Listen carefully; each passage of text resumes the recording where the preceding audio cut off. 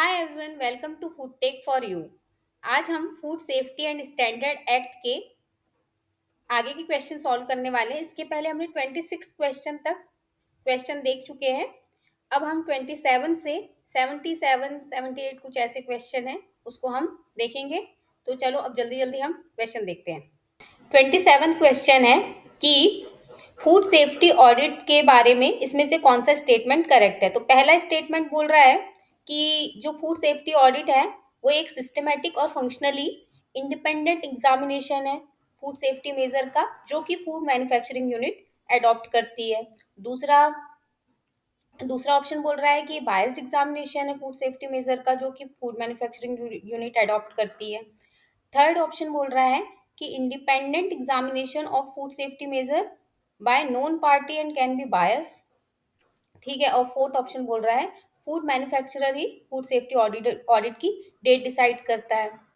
Right answer हो जाएगा option first, क्योंकि जो ऑडिट है वो फंक्शनली इंडिपेंडेंट भी है और सिस्टमैटिक वे में भी होता है। नेक्स्ट क्वेश्चन है food safety management system means the adoption of option first GMP, option second GHP, third HSCCP और फोर्थ ऑल ऑफ दीज। तो इसका जो राइट आंसर आएगा वो ऑल ऑफ दिस आएगा, क्योंकि food safety management system means the adoption of GMP, GHP and HSCCP. Next question है कि फूड सेफ्टी मतलब क्या। तो फर्स्ट ऑप्शन बोल रहा है कि फूड सेफ्टी मतलब इस बात का एश्योरेंस कि जो फूड है वो सभी को अवेलेबल होगा। दूसरा ऑप्शन बोल रहा है कि इस बात का एश्योरेंस कि फूड जो है वो एक्सेप्टेबल है ह्यूमन कंजप्शन के लिए उसके इंटेंडेड यूज के हिसाब से। और थर्ड ऑप्शन बोल रहा है कि फूड सेफ्टी मतलब इस बात का एश्योरेंस कि फूड जो है वो हाईली न्यूट्रिशियस है। और फोर्थ ऑप्शन बोल रहा है कि ऑल ऑफ दिस। तो इसका जो राइट आंसर है वो सेकंड आएगा कि फूड सेफ्टी मतलब assurance that food is acceptable for human consumption according to its intended use. Next question है कि एडजुडिकेटिंग ऑफिसर जो होते हैं उनको स्टेट गवर्नमेंट अपॉइंट करती है, तो उनकी जो रैंक है वो मिनिमम क्या होनी चाहिए। तो फर्स्ट ऑप्शन है additional district magistrate of the district, option second है sub divisional officer, option third है commissioner and secretary to the state government. तो इसका जो राइट आंसर आएगा वो फर्स्ट आएगा additional district magistrate of the district. Next question है कि सेक्शन 50 के अकॉर्डिंग अगर कोई फूड बिजनेस ऑपरेटर, ठीक है, वो फूड सेल कर रहा है और वो उस नेचर का नहीं है और उस सब्सटेंस का नहीं है या तो उस क्वालिटी का नहीं है जो डिमांड किया गया है, तो ऐसे केस में जो फूड मैन्युफैक्चरर है, फूड बिजनेस ऑपरेटर है, फूड सेलर है, उसको कितनी पेनल्टी देनी पड़ेगी। और एक और केस है इसमें कि वो फूड बिजनेस ऑपरेटर जो है वो पैटी फूड सेलर नहीं होना चाहिए, मतलब जिसका 12 लाख से ज़्यादा टर्नओवर होगा ना, वही फूड बिजनेस ऑपरेटर को ये पेनल्टी देनी पड़ेगी और जो पैटी फूड सेलर हैं उनके लिए अलग पेनल्टी है। तो पहला ऑप्शन बोल रहा है कि not exceeding 5 lakh rupees, second option बोल रहा है कि not exceeding 3 lakh rupees, third option बोल रहा है कि नॉट एक्सीडिंग 2 लाख रुपीज़ और फोर्थ ऑप्शन बोल रहा है कि 25,000 से ज़्यादा नहीं। तो इसका जो राइट आंसर आएगा वो आएगा कि 5 लाख रुपए तक की पेनल्टी लग सकती है। नेक्स्ट क्वेश्चन है कि अगर कोई पैटी मैन्युफैक्चरर है, फूड सेलर है, तो पैटी मैन्युफैक्चरर मतलब ऐसे फूड मैन्युफैक्चरर जिनका एनुअल टर्नओवर जो है वो 12 लाख से कम होता है। तो ऐसे एफबीओ अगर कोई फूड बेच रहे हैं जो कि ना उस नेचर का है, ना उस सब्सटेंस का है, या तो उस क्वालिटी का नहीं है जो डिमांड किया गया है, तो इस केस में उनको कितनी पेनल्टी देनी पड़ेगी। तो ऑप्शन फर्स्ट बोल रहा है कि 5 लाख रुपीज़ तक की, ऑप्शन सेकंड बोल रहा है 3 लाख रुपीज़ तक की, ऑप्शन थर्ड बोल रहा है 2 लाख रुपीज़ तक की और ऑप्शन फोर्थ बोल रहा है 25,000 रुपीज़ तक की। तो जिसका राइट आंसर है 25,000 तक की पेनल्टी देनी पड़ सकती है। नेक्स्ट क्वेश्चन है कि अगर कोई पर्सन या तो खुद मैन्युफैक्चर करता है या तो किसी और से मैन्युफैक्चर करवाता है या सेल करता है, स्टोर करता है, डिस्ट्रीब्यूट करता है, इंपोर्ट करता है आर्टिकल ऑफ फूड जो कि ह्यूमन कंजप्शन के लिए है और वो सब स्टैंडर्ड है, तो ऐसे इंसान को क्या पेनल्टी देनी पड़ेगी जो सब स्टैंडर्ड फूड मैन्युफैक्चर करता है, इंपोर्ट करता है, स्टोर करता है, डिस्ट्रीब्यूट करता है? तो ऑप्शन फर्स्ट है 3 लाख रुपीज तक की, या 5 लाख रुपीज तक की, या 2 लाख रुपीज तक की, या 50,000 तक की। तो इसका जो राइट आंसर है 5 लाख रुपीज तक की पेनल्टी देनी पड़ सकती है। नेक्स्ट क्वेश्चन है कि अगर कोई पर्सन मैन्युफैक्चर कर रहा है या सेल कर रहा है मिसब्रांडेड फूड तो उसको कितनी पेनल्टी देनी पड़ेगी? 3 लाख रुपए तक की, 5 लाख तक की, 2 लाख तक की, या 50,000 तक की? तो इसका जो राइट आंसर है 3 लाख रुपीज तक की उसको पेनल्टी देनी पड़ेगी। नेक्स्ट क्वेश्चन है कि अगर कोई फूड मैन्युफैक्चरर मिसलीडिंग एडवर्टीजमेंट देता है किसी फूड प्रोडक्ट की, अब मिसलीडिंग एडवर्टीजमेंट में क्या आ जाएगा कि अगर कोई फूड प्रोडक्ट की बहुत एक्स्ट्रा में न्यूट्रिशनल वैल्यू बताई जा रही है या फिर ये बताया जा रहा है कि ये मेडिसिनल वर्क करता है, कुछ भी ऐसा एक्स्ट्रा जो कि उस फूड प्रोडक्ट की क्वालिटी नहीं है और उससे एक्स्ट्रा उसे बताया जा रहा है, तो मिसलीडिंग एडवर्टीजमेंट देने पर क्या पेनल्टी लगेगी फूड मैन्युफैक्चरर को? तो ऑप्शन फर्स्ट बोल रहा है कि 3 लाख रुपीज तक की, ऑप्शन सेकंड बोल रहा है 5 लाख रुपीज तक की, ऑप्शन थर्ड है 2 लाख रुपीज तक की, और ऑप्शन फोर्थ है 10 लाख रुपीज तक की। तो इसका जो राइट आंसर है कि 10 लाख रुपीज देने पड़ सकते हैं फूड मैन्युफैक्चरर को इस बात के लिए कि वो मिसलीडिंग एडवर्टीजमेंट दे रहा है। नेक्स्ट क्वेश्चन है कि अगर कोई फूड में एक्सट्रेनियस मैटर है, ऐसा फूड कोई बेच रहा है या फिर मैन्युफैक्चर कर रहा है, तो इस केस में फूड मैन्युफैक्चरर को कितनी पेनल्टी देनी पड़ेगी? तो ऑप्शन फर्स्ट है 3 लाख रुपीज, ऑप्शन सेकंड है 5 लाख रुपीज, ऑप्शन थर्ड है 1 लाख रुपीज, और ऑप्शन फोर्थ है 10 लाख रुपीज। इसका जो राइट आंसर है ऐसे केस में 1 लाख रुपीज तक की पेनल्टी लग सकती है फूड मैन्युफैक्चरर को। नेक्स्ट क्वेश्चन है कि अगर कोई फूड बिजनेस ऑपरेटर है या फिर इम्पोर्टर है, बिना कोई रीजनेबल ग्राउंड के फेल होता है कंप्लाई करने के लिए रिक्वायरमेंट जो कि एक्ट और रूल्स और रेगुलेशंस में लिखी हुई है और जो कि फूड सेफ्टी ऑफिसर ने उनको फॉलो करने के लिए बोली है, कंप्लाई करने के लिए बोली है, तो इस केस में फूड बिजनेस ऑपरेटर को कितनी पेनल्टी लगेगी? तो ऑप्शन फर्स्ट है 3 लाख रुपीज तक की, ऑप्शन सेकंड है 5 लाख रुपीज तक की, ऑप्शन थर्ड है 1 लाख रुपीज तक की, ऑप्शन फोर्थ है 2 लाख रुपीज तक की। तो इसका जो राइट आंसर है 2 लाख रुपीज। नेक्स्ट क्वेश्चन है कि अगर कोई पर्सन फूड मैन्युफैक्चर करता है या प्रोसेस करता है अनसैनिटरी कंडीशन में या अनहाइजीनिक कंडीशन में, तो इस केस में उसको कितनी पेनल्टी लग सकती है? ऑप्शन फर्स्ट है 3 लाख रुपीज तक की, ऑप्शन सेकंड है 5 लाख रुपीज तक की, ऑप्शन थर्ड है 1 लाख रुपीज तक की, और ऑप्शन फोर्थ है 2 लाख रुपीज तक की। तो जो राइट आंसर है 1 लाख रुपीज तक की फाइन लग सकती है अगर कोई फूड मैन्युफैक्चरर अनहाइजीनिक और अनसैनिटरी कंडीशन में फूड मैन्युफैक्चर करता है। तो नेक्स्ट क्वेश्चन है कि अगर कोई पर्सन मैन्युफैक्चर करता है, इंपोर्ट करता है, स्टोर करता है, सेल करता है एडल्ट्रेंट, तो और वो भी ऐसा एडल्ट्रेंट जो नॉट इंजूरियस टू हेल्थ है, तो इस केस में उस इंसान को कितनी पेनल्टी देनी पड़ेगी? तो ऑप्शन फर्स्ट है not exceeding 3 lakh rupees, option second है 2 लाख रुपए तक की, ऑप्शन थर्ड है 1 लाख रुपीज तक की, और ऑप्शन फोर्थ है 10 लाख रुपीज तक की। इसका जो राइट आंसर आएगा वो 2 लाख रुपीज तक की पेनल्टी देनी पड़ सकती है अगर adulterant not injurious to health है। तो नेक्स्ट क्वेश्चन है कि अगर कोई पर्सन इंपोर्ट करता है, मैन्युफैक्चर करता है, सेल करता है, स्टोर करता है, सेल करता है, डिस्ट्रीब्यूट करता है कोई एडल्ट्रेंट जो कि इंजूरियस टू हेल्थ है, तो इस केस में कितनी पेनल्टी लगेगी? तो ऑप्शन फर्स्ट है not exceeding 3 lakh rupees, option second है 2 लाख रुपीज तक की, ऑप्शन थर्ड है 1 लाख रुपीज तक की, ऑप्शन फोर्थ है 10 लाख रुपीज तक की। तो इसका जो राइट आंसर आएगा वो 10 लाख रुपीज तक की पेनल्टी लग सकती है अगर एडल्ट्रेंट इंजूरियस टू हेल्थ है।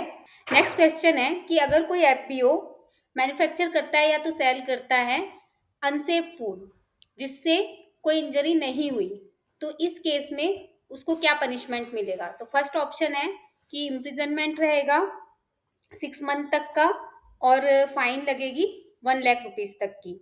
दूसरा ऑप्शन बोल रहा है कि इम्प्रिजनमेंट होगा 1 ईयर तक का और 3 लाख रुपीज तक की फाइन लगेगी। और थर्ड ऑप्शन है कि इम्प्रिजनमेंट होगा 1 ईयर तक का और 5 लाख रुपीज तक की फाइन लगेगी।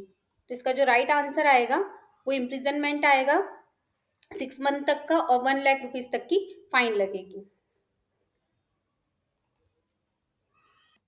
नेक्स्ट क्वेश्चन है कि अगर कोई एफबीओ मैन्युफैक्चर करता है और सेल करता है अनसेफ फूड जिससे नॉन ग्रीवियस इंजरी हो जाती है, तो इस केस में क्या पनिशमेंट है? तो फर्स्ट ऑप्शन बोल रहा है कि इम्प्रिजनमेंट होगा 6 मंथ तक का और 1 लाख रुपीज तक की फाइन लगेगी। ऑप्शन सेकंड है इम्प्रिजनमेंट रहेगा 1 ईयर का और 3 लाख रुपीज तक की फाइन होगी। और थर्ड ऑप्शन है इम्प्रिजनमेंट होगा 1 ईयर का और 5 लाख रुपीज तक की फाइन लगेगी। तो इसका जो राइट आंसर आएगा वो आएगा कि इम्प्रिजनमेंट होगा 1 ईयर का और 3 लाख रुपीज तक की फाइन लगेगी। नेक्स्ट क्वेश्चन है कि अगर कोई एफबीओ मैन्युफैक्चर करता है सेल करता है अनसेफ फूड जिससे ग्रीवियस इंजरी हो जाए, तो इस केस में क्या पनिशमेंट होगा? तो ऑप्शन फर्स्ट है कि इम्प्रिजनमेंट होगा 6 मंथ तक का और 1 लाख रुपीज की फाइन। नेक्स्ट ऑप्शन है कि इम्प्रिजनमेंट है 1 ईयर का और 3 लाख रुपीज तक की फाइन। और ऑप्शन थर्ड है कि 6 ईयर तक का इम्प्रिजनमेंट होगा और 5 लाख रुपीज तक की फाइन लगेगी। तो इसका जो राइट आंसर होगा वो ऑप्शन थर्ड है कि 6 ईयर का इम्प्रिजनमेंट और 5 लाख रुपीज तक की फाइन। नेक्स्ट क्वेश्चन है कि अगर कोई एफबीओ अनसेफ फूड सेल करता है जिससे डेथ हो जाए कंज्यूमर की, तो उसमें क्या पनिशमेंट होगी? तो ऑप्शन फर्स्ट है वही 6 मंथ का इम्प्रिजनमेंट या 1 लाख रुपीज तक की फाइन। और ऑप्शन सेकंड है इम्प्रिजनमेंट होगा लाइफ टाइम का और फाइन होगी 10 लाख रुपीज तक की, जो 10 लाख से कम नहीं होनी चाहिए। और ऑप्शन थर्ड है इम्प्रिजनमेंट होगा 6 ईयर का और 5 लाख रुपीज तक की फाइन। तो इसका जो राइट आंसर आएगा ऑप्शन सेकंड आएगा कि इम्प्रिजनमेंट लाइफ टाइम तक की हो सकती है और 10 लाख रुपए तक से कम की फाइन नहीं होगी, उससे ज्यादा की फाइन होगी। नेक्स्ट क्वेश्चन है कि अगर कोई सीज्ड आइटम से इंटरफेयर करता है तो उसकी क्या पनिशमेंट है? तो फर्स्ट ऑप्शन है कि इम्प्रिजनमेंट होगी 6 मंथ तक की और 1 लाख रुपीज तक की फाइन। और सेकंड ऑप्शन है कि इम्प्रिजनमेंट होगी लाइफ टाइम की और 10 लाख रुपीज से ऊपर की फाइन होगी। और थर्ड ऑप्शन है कि इम्प्रिजनमेंट होगी 6 मंथ तक की और 2 लाख रुपीज तक की फाइन होगी। तो इसका जो राइट आंसर है वो ऑप्शन थर्ड है कि इम्प्रिजनमेंट होगी 6 मंथ तक की और 2 लाख रुपीज तक की फाइन हो जाएगी। नेक्स्ट क्वेश्चन है कि इनकरेक्ट स्टेटमेंट बताना है with respect to compensation in case of injury और डेथ ऑफ कंज्यूमर। तो फर्स्ट ऑप्शन है कि 5 लाख रुपीज या उससे ज़्यादा देने पड़ेंगे डेथ के केस में कॉम्पनसेशन। सेकेंड ऑप्शन है कि 3 lakh rupees in case of grievous injury. और थर्ड ऑप्शन है कि 1 लाख रुपीज तक कॉम्पनसेशन देना पड़ेगा अगर इंजरी होती है, दूसरे मतलब इंजरी होती है लेकिन ग्रीवियस नहीं। और फोर्थ ऑप्शन है कि 5 लाख रुपीज तक का कॉम्पनसेशन देना पड़ेगा अगर नॉर्मल इंजरी होती है। तो इसमें जो इनकरेक्ट स्टेटमेंट है वो फोर्थ है, क्योंकि जो 1 लाख रुपीज तक की कॉम्पनसेशन देना पड़ता है अगर इंजरी होती है, तो नॉर्मल इंजरी के कोई केसेस होते हैं तो 5 लाख वाला गलत है। नेक्स्ट क्वेश्चन है कि कौन से सेक्शन में ये डिस्क्राइब किया गया है कि सेंट्रल गवर्नमेंट की पावर है रूल बनाने की। ठीक है, which section describe power of central government to make rules? तो ऑप्शन फर्स्ट है सेक्शन 91, ऑप्शन सेकंड है सेक्शन 92, ऑप्शन थर्ड है सेक्शन 81 और ऑप्शन फोर्थ है सेक्शन 93। तो इसका राइट आंसर है सेक्शन 91 में बताई गई है सेंट्रल गवर्नमेंट की पावर कि वो रूल बना सकती है। नेक्स्ट क्वेश्चन है कि फूड एक्ट में किस सेक्शन में ये डिस्क्राइब किया गया है कि स्टेट गवर्नमेंट रूल बना सकती है। तो ऑप्शन फर्स्ट है सेक्शन 91 में, ऑप्शन सेकंड है सेक्शन 92 में, थर्ड है सेक्शन 94 में और फोर्थ है सेक्शन 93 में। तो राइट आंसर है सेक्शन 94 में बताया गया है कि स्टेट गवर्नमेंट के पास पावर है रूल बनाने का। नेक्स्ट क्वेश्चन है कि किस सेक्शन में ये डिस्क्राइब किया गया है कि फूड अथॉरिटी रेगुलेशंस बनाएगी। ऑप्शन फर्स्ट है section 91, second section 92, third option है सेक्शन 94 में और फोर्थ ऑप्शन है सेक्शन 93 में। तो इसका राइट आंसर है कि सेक्शन 92 में डिस्क्राइब किया गया है कि फूड अथॉरिटी के पास पावर है रेगुलेशंस बनाने की। नेक्स्ट क्वेश्चन है कि साइंटिफिक कमेटी में कौन कौन होता है। तो ऑप्शन फर्स्ट है कि चेयरपर्सन्स होते हैं साइंटिफिक पैनल के और 8 इंडिपेंडेंट साइंटिस्ट होते हैं जो कि साइंटिफिक पैनल से बिलोंग नहीं करते हैं। और सेकंड ऑप्शन कह रहा है कि चेयरपर्सन होते हैं साइंटिफिक पैनल्स के और 6 इंडिपेंडेंट साइंटिस्ट होते हैं जो कि साइंटिफिक पैनल से नहीं बिलोंग करते हैं। और ऑप्शन थर्ड कह रहा है कि चेयरपर्सन होते हैं साइंटिफिक पैनल के और 6 इंडिपेंडेंट साइंटिस्ट एक्सपर्ट होते हैं जो कि साइंटिफिक पैनल से बिलोंग करते हैं। ठीक है, तो इसका जो राइट आंसर है वो ऑप्शन सेकंड आएगा कि चेयरपर्सन होते हैं साइंटिफिक पैनल के जितने भी हैं और 6 इंडिपेंडेंट साइंटिफिक एक्सपर्ट होते हैं जो कि साइंटिफिक पैनल से बिलोंग नहीं करते हैं। नेक्स्ट क्वेश्चन है कि chairperson and member other than ex officio member. तो एक्स ऑफिसियो मेंबर कौन है? जो 7 एक्स ऑफिसियो मेंबर हैं उनको हटा के चेयरपर्सन और बाकी जो फूड अथॉरिटी के मेंबर है उनको कौन अपॉइंट करता है? तो टोटल 22 मेंबर हैं और 1 चेयरपर्सन है तो 23। अब इनमें से 7 एक्स ऑफिसियो मेंबर को हटा दो तो 16 बचते हैं चेयरपर्सन को इंक्लूड करके। तो इनको कौन अपॉइंट करता है? तो सेंट्रल गवर्नमेंट अपॉइंट करती है without the recommendation of selection committee. दूसरा ऑप्शन है सेंट्रल गवर्नमेंट अपॉइंट करती है on the recommendation of selection committee. और थर्ड ऑप्शन है स्टेट गवर्नमेंट और फोर्थ ऑप्शन है सीईओ। तो इसका जो राइट आंसर आएगा वो सेकंड आएगा central government on the recommendation of selection committee.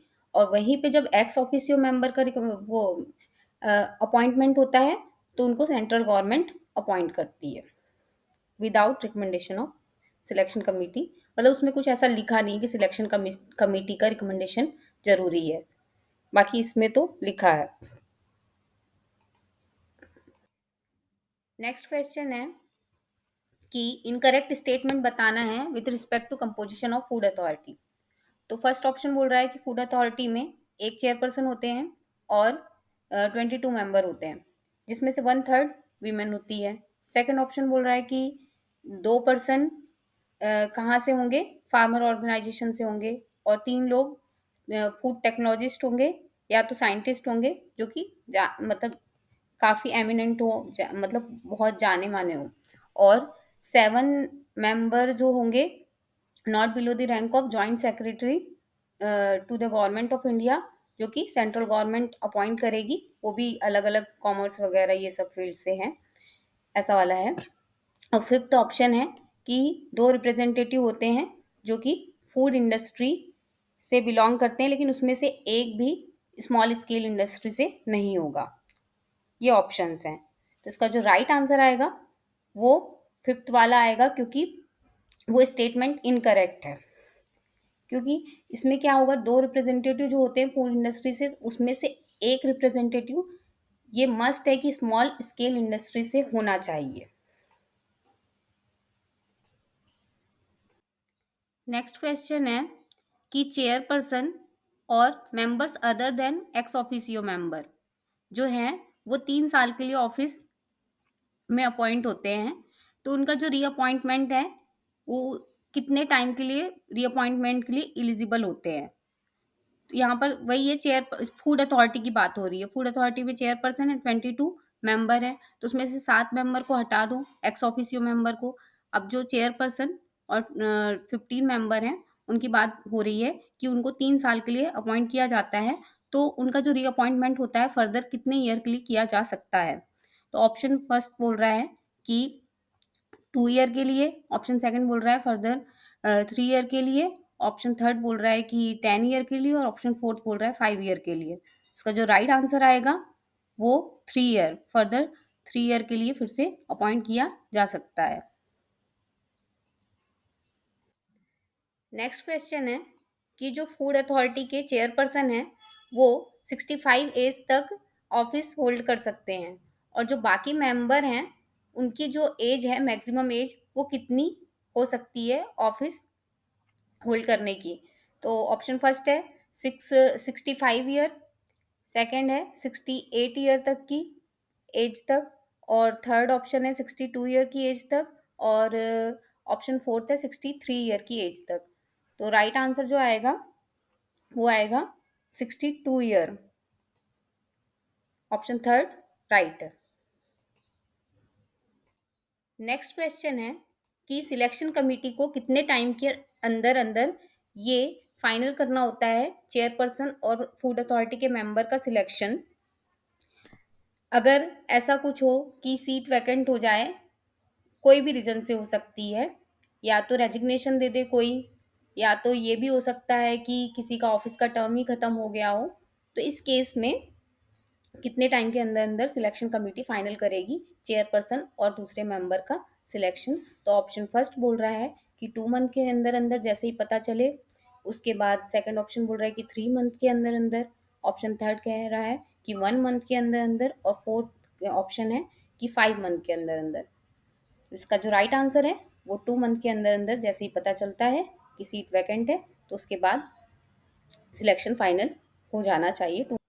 Next question है कि किस केस में सेंट्रल गवर्नमेंट फूड अथॉरिटी के मेंबर और चेयरपर्सन को उनकी इनकम्बेंट पोजीशन से हटा सकती है। तो ऑप्शन फर्स्ट है कि अगर कोई अपनी पोजीशन का गलत इस्तेमाल करे तब, सेकंड है कि फिजिकली मेंटली इनकेपेबल हो जाए तब, और ऑप्शन थर्ड है या तो दिवालिया साबित हो जाए तब, मतलब इंसॉल्वेंट मतलब यही होता है दिवालिया, और फोर्थ ऑप्शन है कि ये जो तीनों स्टेटमेंट है करेक्ट है। तो इसका जो राइट आंसर आएगा, all statement are correct. Next question है कि इनमें से कौन सा फंक्शन है जो सीईओ का नहीं है। तो पहला ऑप्शन दिया है कि जो सीईओ है वो लीगल रिप्रेजेंटेटिव होंगे फूड अथॉरिटी के। ऑप्शन सेकंड है कि जो सीईओ है उनका एडमिनिस्ट्रेटिव कंट्रोल होगा ऑफिसर्स पर और अदर एम्प्लॉय पर फूड अथॉरिटी के। ऑप्शन थर्ड है कि जो सीईओ है वो फाइनेंशियल एक्सपेंडिचर को जो है वो अप्रूव करेंगे फूड अथॉरिटी की, और report on the authority's activity to central government, और जो अथॉरिटी की एक्टिविटी है उसकी जो रिपोर्ट है वो सेंट्रल गवर्नमेंट को देंगे। ठीक है। और फोर्थ ऑप्शन है कि जो सीईओ है वो पावर एक्सरसाइज कर सकते हैं फूड सेफ्टी ऑफिसर का, कि जब वो फूड सेफ्टी से रिलेटेड कोई मैटर से डील करते हैं। तो इसका जो राइट आंसर आएगा कि कौन सा फंक्शन नहीं है सीईओ का, तो उसका राइट आंसर है फोर्थ ऑप्शन, क्योंकि वो जब पावर जो एक्सरसाइज कर सकते हैं वो है कमिश्नर ऑफ फूड सेफ्टी की पावर एक्सरसाइज करते हैं जब वो ऐसे कोई मैटर से डील करते हैं जो फूड सेफ्टी से रिलेटेड है। नेक्स्ट क्वेश्चन है कि सेंट्रल एडवाइजरी कमेटी के बारे में इनकरेक्ट स्टेटमेंट कौन सा है। तो फर्स्ट ऑप्शन है कि सेंट्रल एडवाइजरी कमेटी जो है वो इंश्योर करती है close cooperation between food authority और इन्फोर्समेंट एजेंसीज। ऑप्शन सेकंड है कि सेंट्रल एडवाइजरी कमेटी जो है उसमें चेयरपर्सन होते हैं साइंटिफिक पैनल के और 6 इंडिपेंडेंट साइंटिस्ट होते हैं। और थर्ड ऑप्शन है कि सेंट्रल एडवाइजरी कमेटी जो है वो एडवाइस करती है फूड अथॉरिटी को ऑन आइडेंटिफाइंग पोटेंशियल रिस्क। और ऑप्शन फोर्थ है कि जो सीईओ है वो एक्स ऑफिशियो चेयरपर्सन रहेंगे सेंट्रल एडवाइजरी कमेटी के। इसका जो इनकरेक्ट स्टेटमेंट है वो सेकंड स्टेटमेंट आएगा। नेक्स्ट क्वेश्चन है कि फूड अथॉरिटी कितने साइंटिफिक पैनल्स इस्टेब्लिश कर सकती है? तो ऑप्शन फर्स्ट है 19, ऑप्शन सेकंड है 21 और ऑप्शन थर्ड है जितने जरूरी है उतने। तो जो राइट आंसर आएगा ऑप्शन थर्ड है, as many scientific panels as it considers necessary. Next question है कि कोई भी इंसेक्टिसाइड फूड में डायरेक्टली यूज नहीं किया जा सकता है, लेकिन फ्यूमिगेंट यूज किए जा सकते हैं। तो ऐसे कौन से फ्यूमिगेंट हैं जिनको यूज किया जा सकता है और वो किस एक्ट में रजिस्टर्ड है? तो ऑप्शन फर्स्ट है इंसेक्टिसाइड एक्ट 1998 में, ऑप्शन सेकंड है इंसेक्टिसाइड्स एक्ट 1968 में और ऑप्शन थर्ड है इंसेक्टिसाइड्स एक्ट 1963 में। इसका जो राइट आंसर है वो है इंसेक्टिसाइड एक्ट 1968 में रजिस्टर्ड जो फ्यूमिगेंट्स हैं उनको ही डायरेक्टली फूड आर्टिकल में यूज किया जा सकता है। नेक्स्ट क्वेश्चन है कि इनकरेक्ट स्टेटमेंट बताना है with respect to food for special dietary uses, functional food और न्यूट्रासिटिकल और हेल्थ सप्लीमेंट। तो फर्स्ट ऑप्शन कह रहा है कि डज नॉट इंक्लूड ड्रग। कौन से ड्रग? जो ड्रग एंड कॉस्मेटिक एक्ट 1940 में दिए हुए हैं। सेकेंड ऑप्शन कह रहा है does not include narcotic drug और साइकोट्रोपिक सब्सटेंस, जो कि narcotic drug and psychotropic substance act 1985 में दिए हुए हैं। और थर्ड ऑप्शन कह रहा है does not claim to cure और mitigate any specific disease. Fourth option है कि should not be formulated in the form of powder, granules, tablet, capsule. तो इसका जो राइट आंसर आएगा कि इनकरेक्ट स्टेटमेंट क्या है, तो फोर्थ है, क्योंकि ग्रेन्यूल और पाउडर और टैबलेट के फॉर्म में इनको फॉर्म किया जा सकता है। नेक्स्ट क्वेश्चन है कि फूड बिजनेस ऑपरेटर की क्या क्या रिस्पॉन्सिबिलिटी है। तो फर्स्ट ऑप्शन है कि कोई भी फूड बिजनेस ऑपरेटर ऐसा कोई भी पर्सन को हायर नहीं करेगा जिसको इन्फेक्शियस, कंटेजियस और लोथसम डिसीज हो। दूसरा ऑप्शन है कि कोई भी फूड बिजनेस ऑपरेटर अपने प्रेमिसेस में अनसेफ फूड को मैन्युफैक्चर नहीं करेगा, या तो स्टोर नहीं करेगा या डिस्ट्रीब्यूट नहीं करेगा। और तीसरा ऑप्शन है कि कोई भी फूड बिजनेस ऑपरेटर ऐसा कोई भी आइटम मैन्युफैक्चर, सेल, स्टोर और डिस्ट्रीब्यूट नहीं करेगा जो कि प्रोहिबिटेड है बाय फूड अथॉरिटी या सेंट्रल गवर्नमेंट या स्टेट गवर्नमेंट। फोर्थ ऑप्शन है ऑल ऑफ दीज। तो राइट आंसर है all of these our responsibility of food business operator. ठीक है। नेक्स्ट क्वेश्चन है कि डेजिग्नेटेड ऑफिसर किस केस में सिंगल लाइसेंस इशू कर सकते हैं एक और एक से ज़्यादा फूड आर्टिकल के लिए। तो फर्स्ट ऑप्शन बोल रहा है कि वो जो फूड आर्टिकल है एक और एक से ज़्यादा, वो डिफरेंट प्रेमिसेस में बने हुए हैं और डिफरेंट इस्टेब्लिशमेंट में बने हुए हैं और वो डिफरेंट एरिया में बने हुए हैं। और सेकंड ऑप्शन कह रहा है कि वो जो आर्टिकल है, फूड आर्टिकल एक और एक से ज़्यादा, वो डिफरेंट इस्टेब्लिशमेंट में तो बने हुए हैं लेकिन सेम एरिया में बने हुए हैं। तो राइट आंसर आएगा सेकंड ऑप्शन कि सेम एरिया में बने हुए हैं और डिफरेंट इस्टेब्लिशमेंट में बने हो, चाहे प्रेमिसेस में बने हो लेकिन सेम एरिया में बने हुए हैं, तो वो सिंगल लाइसेंस इशू किया जा सकता है। नेक्स्ट क्वेश्चन है कि अगर फूड बिजनेस ऑपरेटर का लाइसेंस रिजेक्ट कर दिया जाता है डीओ के द्वारा, तो इस केस में अगर लग रहा है एफबीओ को कि उनका लाइसेंस जो है वो रिजेक्ट नहीं होना चाहिए था, तो इस केस में वो किसके पास अपील कर सकते हैं? तो ऑप्शन फर्स्ट है डीओ के पास, ऑप्शन सेकंड है फूड सेफ्टी ऑफिसर के पास, ऑप्शन थर्ड है कमिश्नर ऑफ फूड सेफ्टी के पास और फोर्थ है चेयरपर्सन के पास। तो जो राइट आंसर आएगा कमिश्नर ऑफ फूड सेफ्टी के पास वो अपील कर सकते हैं कि उनका जो लाइसेंस है वो रिजेक्ट नहीं होना चाहिए था। नेक्स्ट क्वेश्चन है कि जो फूड सेफ्टी ऑफिसर या फिर परचेजर कोई फूड सैंपल भेजते हैं एनालिस्ट के पास फूड सैंपल को चेक करने के लिए, तो जो एनालिसिस की रिपोर्ट है वो कितने दिन के अंदर अंदर एनालिस्ट को भेजनी होगी? तो ऑप्शन फर्स्ट है 14 डेज के अंदर अंदर, ऑप्शन सेकंड है 15 डेज के अंदर अंदर, ऑप्शन थर्ड है 21 डेज के अंदर अंदर। तो राइट आंसर आएगा 14 डेज के अंदर अंदर जो फूड एनालिस्ट है वो फूड सैंपल को चेक करेंगे और उसकी रिपोर्ट भेज देंगे। नेक्स्ट क्वेश्चन है कि food safety and standard rule 2011 के हिसाब से इसमें से कौन सा स्टेटमेंट इनकरेक्ट है with respect to analysis of food sample by food analyst.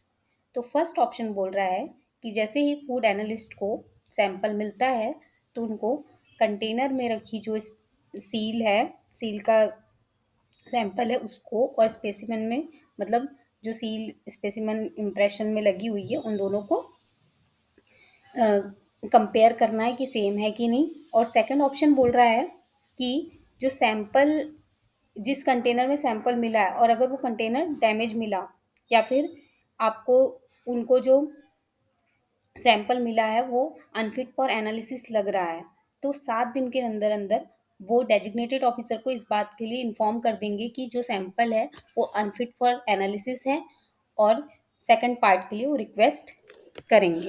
ठीक है, डेजिग्नेटेड ऑफिसर को दूसरे सैंपल के लिए। और थर्ड ऑप्शन बोल रहा है कि जो एनालिसिस रिपोर्ट है वो फॉर्म 7A के हिसाब से होना चाहिए और उसकी 4 कॉपी वो डेजिग्नेटेड ऑफिसर को भेजेंगे। ठीक है। और फोर्थ ऑप्शन बोल रहा है कि जो डीओ हैं वो चारों कॉपी सैंपल की, सैंपल रिपोर्ट की चारों कॉपी अपने पास ही रखेंगे। तो इसमें जो इनकरेक्ट स्टेटमेंट है वो फोर्थ स्टेटमेंट इनकरेक्ट है, बाकी सब सही है।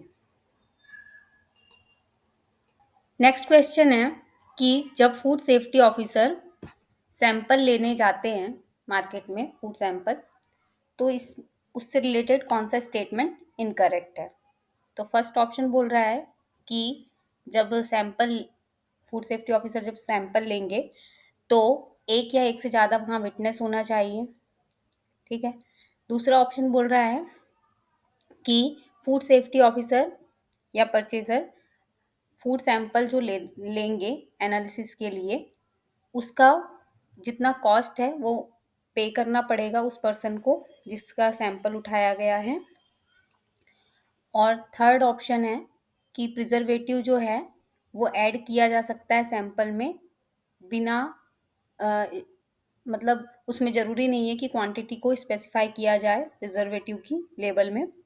और फोर्थ ऑप्शन बोल रहा है कि जो लेबल है सैंपल में उसमें क्या क्या लिखा होना चाहिए, तो कोड नंबर होना चाहिए सैंपल का, सेंडर का नाम होना चाहिए और ऑफिशियल डेजिग्नेशन होनी चाहिए लिखी हुई, date and place of collection लिखा होना चाहिए, और नेचर लिखा होना चाहिए आर्टिकल का कि किस टाइप का है, और क्वांटिटी और नेचर ऑफ प्रिजर्वेटिव लिखी होनी चाहिए सैंपल में अगर ऐड की गई है तो इसका जो राइट आंसर आएगा कि कौन सा स्टेटमेंट इनकरेक्ट है, तो थर्ड स्टेटमेंट इनकरेक्ट है, क्योंकि प्रिजर्वेटिव अगर ऐड किया जाएगा सैंपल में तो उसका नेचर और क्वांटिटी दोनों बतानी जरूरी है लेबल में।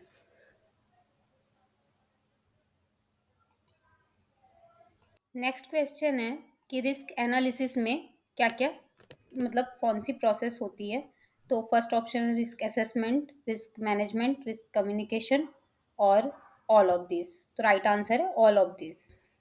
नेक्स्ट क्वेश्चन है tribunal means food safety appellate tribunal established under.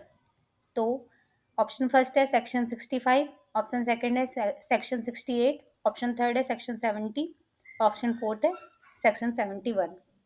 इसका राइट आंसर है सेक्शन 70। नेक्स्ट क्वेश्चन है कि अनसेफ फूड मीन्स, मतलब अनसेफ फूड वो होते हैं जो इतने खराब हो जाते हैं कि वो हेल्थ के लिए अच्छे नहीं होते। तो अनसेफ फूड किस किस रीज़न से हो सकता है। तो फर्स्ट ऑप्शन बोल रहा है कि या तो आपने कोई बेकार मटेरियल, इन्फीरियर मटेरियल उसमें मिला दिया हो। दूसरा ऑप्शन बोल रहा है कि या तो उससे कुछ एब्स्ट्रैक्ट कर लिया हो न्यूट्रिएंट वगैरह थोड़े पार्ट में या तो पूरे पार्ट में। और थर्ड ऑप्शन बोल रहा है कि बाय द आर्टिकल कंसिस्टिंग, मतलब या तो उसमें कोई फिल्थी प्रोडक्ट है या तो रॉटन प्रोडक्ट है या बेकार कोई डिसीज्ड एनिमल है, इस तरीके से अनसेफ हो जाता है। या फोर्थ ऑप्शन बोल रहा है ऑल ऑफ दीज। तो राइट आंसर है all of these. Next question A penalty imposed under this act, if it is not paid, shall be recovered as option first, an arrear of land revenue or defaulter license shall be suspended till the penalty is paid. Option second, an arrear of land revenue and defaulter license shall be suspended till the penalty is paid. तो right answer है इसका option second. Next question है कि कितने act और order को repeal करके food safety and standard act बना है. तो ऑप्शन फर्स्ट है 7, ऑप्शन सेकंड है 8, थर्ड 10 और फोर्थ 12. तो राइट आंसर है 7. नेक्स्ट क्वेश्चन है कि इनमें से कौन सा एक्ट और ऑर्डर है जो रिपील नहीं हुआ है फूड सेफ्टी और स्टैंडर्ड एक्ट से. तो फर्स्ट ऑप्शन बोल रहा है पीएफए एक्ट 1954. ऑप्शन सेकंड है meat food product order 1973. Option third है milk and milk product order 1992. Option fourth है cereal and cereal product order 1993. तो जो राइट आंसर है वो फोर्थ है, क्योंकि serial and cereal product order 1993 नाम का कुछ है ही नहीं एक्चुअली. तो बाकी सब रिपील हुए हैं, ये रिपील नहीं हुआ है.